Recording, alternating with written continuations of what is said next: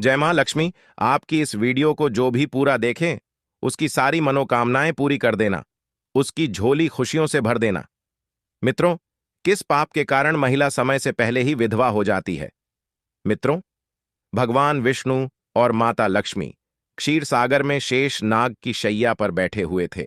तब माता लक्ष्मी के मन में जिज्ञासा हुई और उन्होंने भगवान विष्णु से प्रश्न किया, हे प्रभु, किस कारण से एक महिला समय से पहले विधवा होती है? ऐसा वह कौन सा पाप है जो एक पतिव्रता नारी को भी विधवा बना डालता है?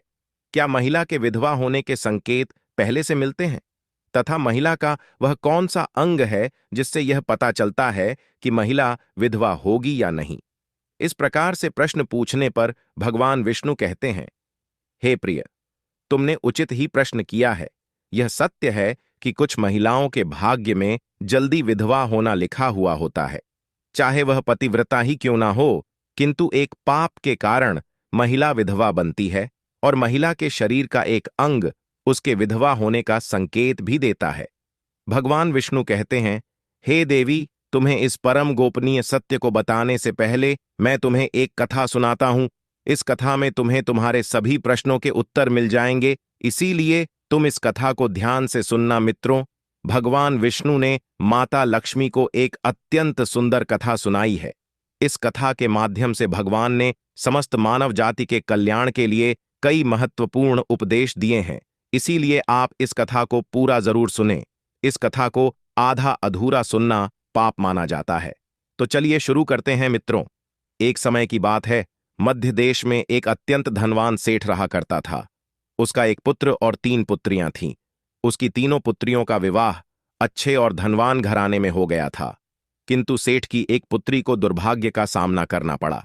उसकी एक पुत्री विवाह के कुछ ही वर्षों के बाद विधवा हो गई और अत्यंत दुख में जीवन बिताने लगी।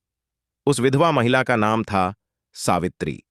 सावित्री अत्यंत सुंदर, गुणवान और पतिव्रता नारी थी, किंतु उसके भाग्य में जो अशुभ लिखा हुआ था वही उसके साथ घटित हो गया। सावित्री के पति ने विवाह के समय केवल सावित्री का सुंदर रूप और उसके पिता की धन संपत्ति देखी थी, जिस कारण से उसे भी जल्दी ही शरीर का त्याग करना पड़ा। बचपन से ही सावित्री के शरीर के अंगों पर उसके विधवा होने के लक्षण दिखाई दे रहे थे, लेकिन किसी ने उस पर ध्यान नहीं दिया था। सावित्री के पिछले जन्म के कर्मों के कारण उसे इस जन्म में विधवा होना पड़ा था। भगवान विष्णु कहते हैं, हे देवी, अब मैं तुम्हें सावित्री के पूर्व जन्म की कहानी सुनाता हूं, उसे तुम ध्यान से सुनो। सावित्री का पिछले जन्म में एक ब्राह्मण के घर पर जन्म हुआ था। उसका नाम था गायत्री। वह ब्राह्मण राजा को अत्यंत प्रिय था, जिस कारण से ब्राह्मण का घर धन धान्य से भरा हुआ था। उसके पास बहुत सारी धन संपत्ति थी, जिससे ब्राह्मण बहुत ही उन्मत्त और गर्विष्ठ बन गया था।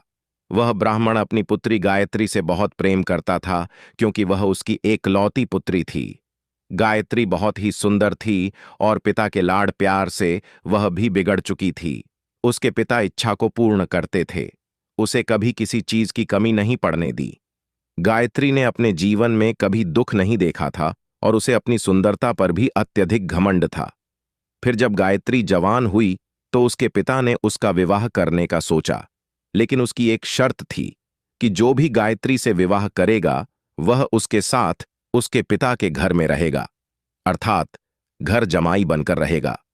ब्राह्मण ने अपने सभी रिश्तेदारों को यह बात बता दी और चारों तरफ यह बात फैल गई। कई विद्वान और ज्ञानी पंडित गायत्री के घर पर उसे देखने के लिए आ गए, लेकिन गायत्री ने किसी को भी पसंद नहीं किया। गायत्री ने कई विद्वान ब्राह्मणों को अपमानित करके घर से बाहर निकाल दिया। फिर एक दिन एक अत्यंत सुंदर ब्राह्मण भिक्षा मांगने के लिए गायत्री के घर पर आया, जिसे देखकर गायत्री उस पर मोहित हो गई और अपने पिता से कहने लगी कि वह उसी भिखारी ब्राह्मण से विवाह करेगी। यह सुनकर गायत्री के पिता ने भी स्वीकृति दे दी और उस भिक्षुक ब्राह्मण को गायत्री से विवाह करने के लिए पूछा, तो उस भिक्षुक ब्राह्मण ने भी हां कर दिया और फिर गायत्री और उस ब्राह्मण का विवाह संपन्न हुआ। गायत्री विवाह के समय बहुत प्रसन्न थी, उसे उसका मनपसंद जोड़ीदार मिल चुका था। विवाह के बाद कुछ दिनों तक गायत्री अपने पति के साथ बड़े प्रेम से रहने लगी और उसकी सेवा करने लगी। लेकिन कुछ ही दिन बीतने के बाद गायत्री ने अपना असली रंग दिखाना शुरू कर दिया। गायत्री अपने पति को नौकर की तरह समझने लगी। उसकी आज्ञा का पालन करने की जगह पर उसे ही आज्ञा देने लगी। गायत्री अपने पति को भी उसके नाम से बुलाने लगी। खुद अपने पति के पैर दबाना छोड़कर अपने पति से ही खुद के पैर दबावा लगी। गायत्री स्वेच्छाचारी थी। वह पति को बिना बताए ही घर से बाहर चली जाती। कभी पति की कोई बात नहीं मानती थी। पति से पहले ही भोजन करती थी। किसी भी धार्मिक कार्य में पति के साथ नहीं बैठती थी और अकेले ही मौज करती थी। अपनी पत्नी के ऐसे व्यवहार को देखकर गायत्री का पति बहुत दुखी रहने लगा। उसने गायत्री को बहुत समझाने की कोशिश की, लेकिन वह कभी नहीं मानी। गायत्री अपनी ही मनमानी करती रहती थी। गायत्री की माता ने भी उसे समझाने का प्रयास किया कि महिला को अपने पति के साथ ऐसा व्यवहार नहीं करना चाहिए, लेकिन गायत्री अपनी माता की बात कभी नहीं मानती थी और वह जानबूझकर अपने पति को अपमानित करती रहती थी। दिन रात पति की बुराई करना, उसे अपशब्द कहना, उसे नाम लेकर बुलाना आदि प्रकार के निंद कार्य वह रोज करती थी। गायत्री का पति भी उससे बहुत परेशान हो गया था। फिर एक दिन उसने बहुत विचार किया और गायत्री को छोड़कर जाने का निश्चय किया। गायत्री का पति बिना किसी को बताए ही अपने घर को छोड़कर चला गया। उसने गायत्री का त्याग कर दिया और वन में जाकर तपस्या करने लगा, क्योंकि शास्त्र यही कहते हैं कि बुद्धिमान मनुष्य को दुष्ट और स्वेच्छाचारी पत्नी का त्याग कर देना चाहिए, अन्यथा वह भी उसके पाप का भागीदार बनता है। गायत्री का पति वन में जाकर तपस्या करने लगा। गायत्री ने भी अपने पति को खोजने की कोशिश नहीं की और बड़े मौज से अपने ही घर में रहने लगी। गायत्री की माता ने उसे बहुत समझाया कि वह अपने पति से विनती करके उसे वापस घर पर लेकर आए, लेकिन गायत्री कहती, जाने दो माता, वैसे भी मेरा भिखमंगा पति किसी काम का नहीं है। उससे विवाह करके मैंने उस पर उपकार ही किया था, लेकिन वह मूर्ख मुझे ही छोड़कर चला गया है। ऐसे मूर्ख पति के साथ रहने से अच्छा है मैं अकेली ही रह लूं। मैं इतनी सुंदर हूं कि कोई भी पुरुष मुझसे विवाह कर लेगा। गायत्री की ऐसी बातें सुनकर उसकी माता भी दुखी रहने लगी। उधर गायत्री का पति ध्यान मग्न होकर तपस्या करने लगा और सांसारिक बंधनों से मुक्त होकर ईश्वर की भक्ति में लगा रहा। फिर कुछ दिनों बाद गायत्री के पिता के साथ अशुभ घटना घटी। उसे राजमहल में चोरी करते हुए सिपाही ने पकड़ लिया और राजा को इसकी खबर दी। राजा उस पर बहुत क्रोधित हुए और उसका सारा धन संपत्ति छीनकर उसे कारागृह में डाल दिया। सब कुछ छीन जाने के कारण गायत्री बहुत गरीब हो गई। उसकी माता और गायत्री अब दूसरों के घर पर काम करने के लिए जाने लगे। गायत्री के पिता तो कारागृह में बंद थे, तो उसे और उसकी माता को सारा काम करना पड़ रहा था। तब गायत्री को अकेलापन सताने लगा। घर में कोई पुरुष नहीं था, इसीलिए उनकी सहायता के लिए भी कोई नहीं था। अब गायत्री को अपने पति की याद आने लगी, लेकिन गायत्री का पति तो वन में सन्यासी बनकर बैठा था। फिर गायत्री अपने पति को ढूंढने के लिए वन में चली गई, लेकिन उसे उसका पति कहीं पर भी नहीं मिला। वह वन में हर तरफ घूमने लगी, लेकिन उसे उसका पति नहीं मिला। फिर वह एक जगह पर विश्राम करने बैठी तो अचानक उस स्थान पर एक शेर आ गया और उसने गायत्री पर हमला कर दिया और उसी क्षण गायत्री के प्राण चले गए। मृत्यु के बाद 2 यमदूत गायत्री को घसीटते हुए यमलोक ले गए। यमलोक में जब गायत्री यमराज के सामने जा पहुंची तो यमराज ने उसके पाप और पुण्य का मूल्यांकन किया। यमराज कहने लगे, यह तो अत्यंत पापी महिला है। इसने कभी अपने पति का सम्मान नहीं किया, अपने पति का सम्मान नहीं किया। इसने बार बार केवल अपने पति का अपमान ही किया है। यह उसका नाम लेकर बुलाती थी और अपने पति के साथ नौकर की तरह व्यवहार करती थी। ऐसी दुष्ट महिला को तो नरक में भेजना चाहिए। फिर गायत्री नरक में चली गई। अनेक वर्षों तक नरक में सजा भुगतने के बाद गायत्री को अपने पूर्व जन्म के कर्मों का प्रायश्चित करने के लिए फिर से मनुष्य जन्म प्राप्त हुआ।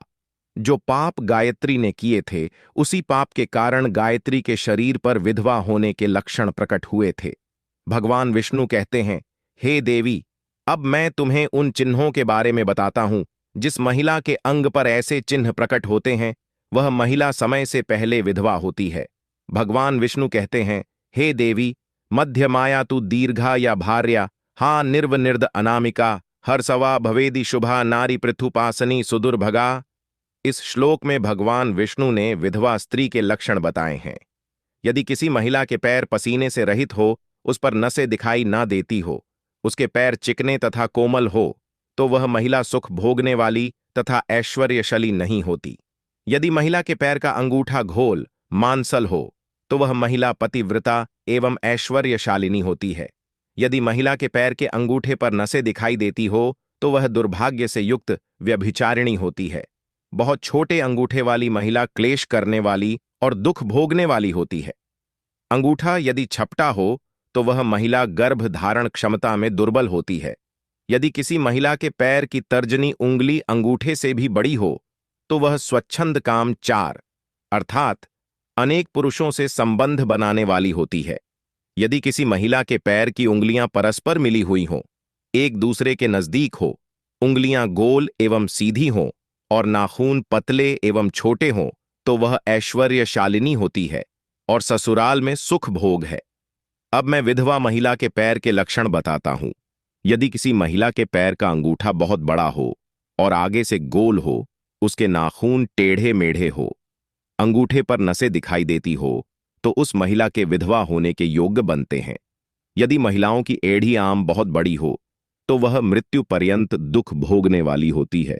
और यदि महिला के पैर मांस रहित हो, तो ससुराल के भाग्य को नष्ट कर देती है। यदि किसी महिला के पैर की अनामिका उंगली बाकी उंगलियों की तुलना में बहुत छोटी हो, तो वह कलह करने वाली और घर के वातावरण को असहनीय बना देने वाली होती है।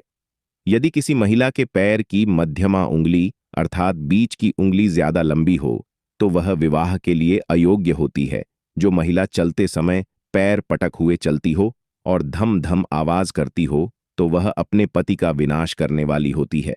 भगवान विष्णु कहते हैं, हे देवी, इन्हीं लक्षणों के कारण सावित्री समय से पहला विधवा हुई थी। पिछले जन्म के कर्मों के कारण ही महिला के विधवा होने के योग्य बनते हैं।